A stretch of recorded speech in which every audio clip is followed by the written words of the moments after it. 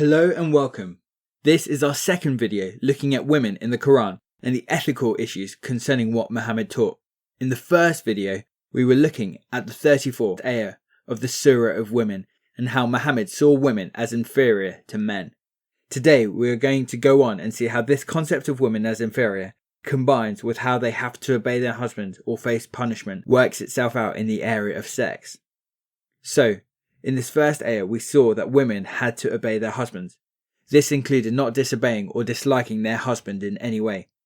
The logical extension of this was that the discipline process of admonishment and beatings could be used in conjunction with women not having sex with their husbands. To see if this interpretation is correct, we are going to have a look at a number of other hadith and Quranic verses that deal with the issue. In the Surah of the Cow, in the 223rd ayah, it addresses men and tells them that their wives are their field. Your wives are a tilth for you, so go to your tilth, when or how you will. This passage is seen as a strong passage for saying men have the right to initiate sex when and how they like, without their wife being able to refuse and say she is not interested. This concept is reinforced by where it says in Bukhari 5193, the Prophet, peace be upon him, said, "If a man invites his wife to sleep with him and she refuses to come to him, then the angels send their curses on her till morning." Once again, a strong sense that husbands have a right to sex whenever they wish, and that if a wife refuses, then she is facing not only earthly punishment, but also spiritual punishment from the curses of the angels. So women are strongly compelled to have sex whenever their husbands so desire. I will link below to the Islamic scholar who I referred to in the last video, who listed withholding sex as the only crime it was justified to beat a wife over. The next concept is women of the right hand. These are women who are taken as captives and then used as concubines. These women of the right hand are a type of sex slave. They are taken captive in war. Their families are often killed and then they are forced into a type of concubinage. Obviously, this is deeply unethical, and I'm going to walk you through some ayahs in the Quran and parts of the hadith and commentaries that show that this was commonplace and this was something that was practiced by Muhammad. In fact, it is still practiced in some Muslim communities today. In 2014, Islamic State confirmed that they practice enforced concubinage due to the teachings of Muhammad, and they are not the only militant group putting these laws into practice in the modern day. I will put a link in the description for this video. We are going to begin back in the Surah of Women at ayah 24, where it is describing different types of women Muslim men are allowed to marry or have sexual relations with.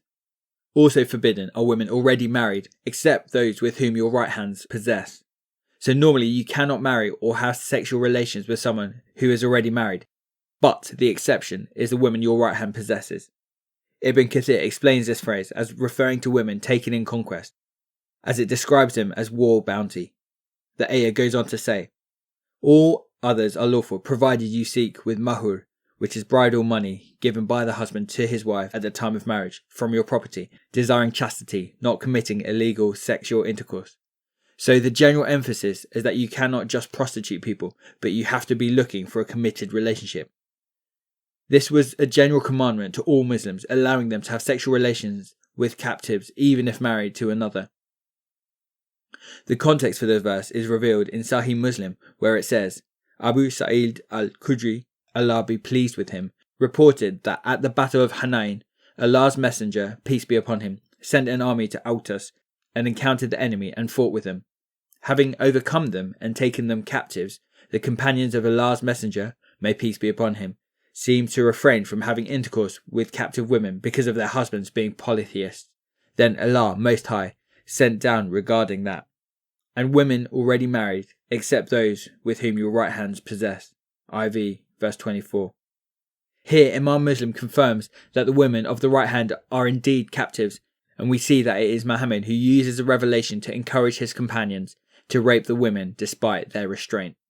The Surah of the Joint Forces in English. It talks about Muhammad also having these captives with whom he has sexual relationships. O Prophet, verily, we have made lawful to you your wives, to whom you have paid their bridal money, given by the husband to his wife, and those captives or slaves whom your right hand possesses, whom Allah has given you, and the daughters of your paternal uncles, and the daughters of your Amma, paternal aunts, and the daughters of your Khal, maternal uncles, and the daughters of your Hala, maternal aunts, who migrated from Mecca with you. And a believing woman, if she offers herself to the Prophet, and the Prophet wishes to marry her, a privilege for you only, not for the rest of the believers. Indeed, we know what we have enjoined upon them about their wives, and those whom their right hands possess, in order that there should be no difficulty on you, and Allah is ever oft forgiving, most merciful. So what we have here is that Mohammed is allowed to have sex with his wives, his captive concubines, his nieces, and any other woman who offers herself to him. If he wishes to marry them, he can. If you read Ibn Kathir's commentary on this, he is mainly concerned about whether there is a bridal price. Kathir is not so fussed about whether the women are forced into marriages they cannot object to. Back in the Surah of Women, in the context of guidance about orphans, you find this in the 3rd ayah. And if you fear that you shall not be able to deal justly with orphan girls, then marry other women of your choice, 2 or 3 or 4. But if you fear that you shall not be able to deal justly with them, then it is better to marry only one, or that which your right hands possess. So staying with and having sex with your concubines is said to be of higher moral value than marrying multiple wives and treating them unfairly. We see that these ayah are positive about the concept of having sex with these war captives. In the 70th surah, the surah of Al-Ma'arij, the ways of ascent in English, it is talking about Muslims who guard their chastity, i.e. don't perform sexual acts, except with their wives and the women whom their right hands possess, for then they are blameless. But whosoever seeks beyond that, then it is to those who are trespassers, that is to say, it is sinful. So what really comes out of this selection of verses are 2 big ethical problems. The first is that you can go and take captives and have sex with them. We have already seen you can force sex even on your own wife, so the chances are that we are talking about the rape of captives. The second ethical problem which comes with this is that not only can you have 4 wives, you can also have an unlimited number of concubines. And if you go and look at caliphs like Umar and Ali, they both had a large number of concubines. So this is not my interpretation of Islamic law, but this was common behaviour at the time of Muhammad and his companions. This is an excerpt from a modern Islamic website. The link is given below. It outlines that Islam is completely accepting of men having sex with their slave women, and this is the unanimous consensus of Islamic scholars. Pause the video here to read it in full. I just wanted to finish off with a couple of hadith that deal with the concept of rape and captives. They are Sahih Muslim 1438, A and F.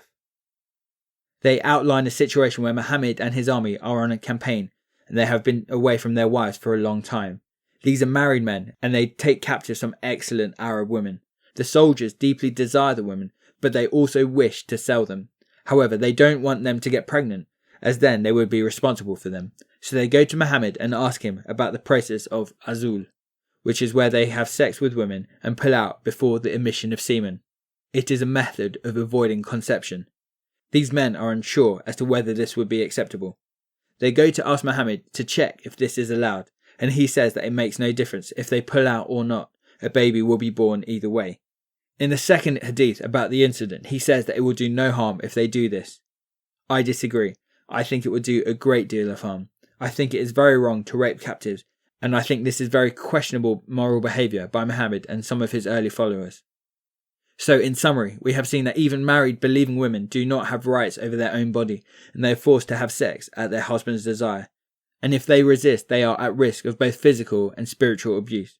We have seen that not only could a Muslim have 4 wives, but also he could have as many concubines as he desires. These concubines were taken in war and then compelled to have sex. It would make no difference if the women were already married, they were still compelled to have sex with their Muslim masters. I would challenge that this is a deep ethical problem in the teaching of Muhammad. If you go and look at Jesus or the Bible, you find the situation is very different. You never find Jesus condoning or partaking in such abuse.